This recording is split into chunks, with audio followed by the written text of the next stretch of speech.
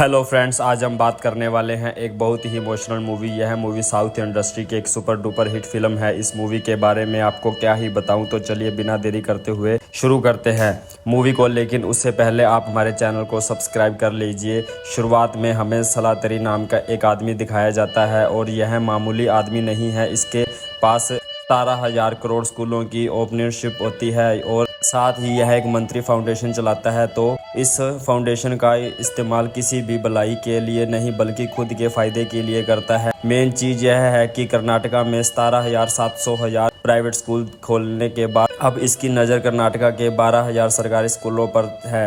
Actually south 12,000 स्कूलों की ज़मीन पर शॉपिंग मॉल और प्राइवेट स्कूल जैसी चीज़ें बनाना चाहता है ताकि वो इन चीज़ों से पैसा छाप सके। और इसे काम में उसकी मदद करने वाला स्टेट का एजुकेशन मिनिस्टर राव इसलिए सलातरी का भरोसेमंद गुंडा नसपरसा उन दोनों की मीटिंग फिक्स करता है। का साथ देने के लिए मिनिस्टर वोमन राव भी मान जाता है। फिर रात को नपसप्ता का बेटा एक सरकारी स्कूल में जाकर उसकी दीवारों पर दरअसल वोमन राव ने जिस स्कूल से पढ़ाई की थी श्रीकांत उसी स्कूल का प्रिंसिपल था, यानी कि श्रीकांत को पढ़ाने वाले वही टीचर था जो खुद एक एजुकेशन मिनिस्टर था। अब श्रीकांत मिनिस्टर ने से कहता है कि हमारे स्कूल का 100 साल पूरे हो चुके हैं, जिस वजह से स्कूल में बहुत बड़ा फंक्शन रखा गया है, इसलिए आपको चीफ गेस्ट के तौर पर इनवाइट करने के आया हूं। श्रीकांत यह भी कहता है कि हमारी इमारत बहुत पुरानी हो चुकी है और काफ़ी कमज़ोर भी हो चुकी है, इसलिए मैं अपने स्कूल की रिपेयरिंग करवाना चाहता हूं और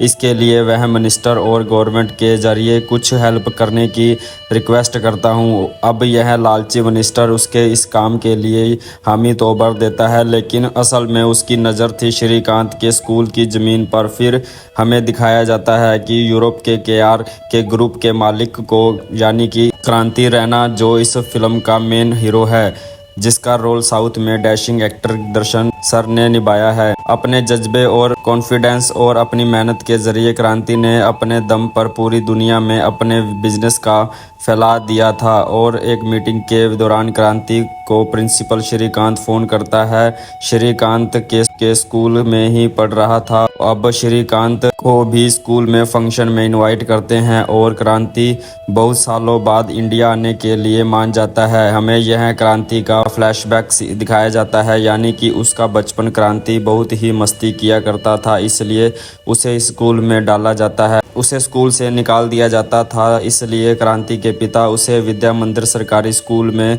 लेकर जाते हैं, जहां पर स्कूल के प्रिंसिपल क्रांति पर अच्छे से ध्यान देते हैं और क्रांति सुधरने भी लग जाता है। साथ ही स्कूल में उषा नाम की एक लड़की थी जिसे क्रांति पसंद करने लगता है और उषा भी क्रांति को पसंद करने लगती है। एक दिन इंस्पेक्टर प्रिंसिपल श्रीकांत को पकड़कर पुलिस स्टेशन ले जाता है क्योंकि उसका बेटा एग्जाम में फेल हो गया था, जिसका उल्टा जिम्मेवार यह श्रीकांत सर को मानता था। और यही नहीं कि पुलिस स्टेशन में वह उसके साथ काफ़ी बदतमीजी से बिहेव भी करता है और उनसे कहता है कि तुमने मेरे बच्चे को अच्छे से पढ़ाया नहीं, जिस वजह से फेल हो गया। इस वक्त क्रांति भी सब कुछ देख रहा था और अपने सर की इज्जत को इस तरह से मिट्टी में मिलते हुए देखकर आग बबूला हो जाता है। इसलिए वह डायरेक्ट इंस्पेक्टर को ही मारने लगता है और सब कुछ होने के बाद काफ़ी पुलिस वाले भी क्रांति को मारने लग जाते हैं, लेकिन क्रांति का पिता क्रांति को वहां से छुटा कर ले जाता है।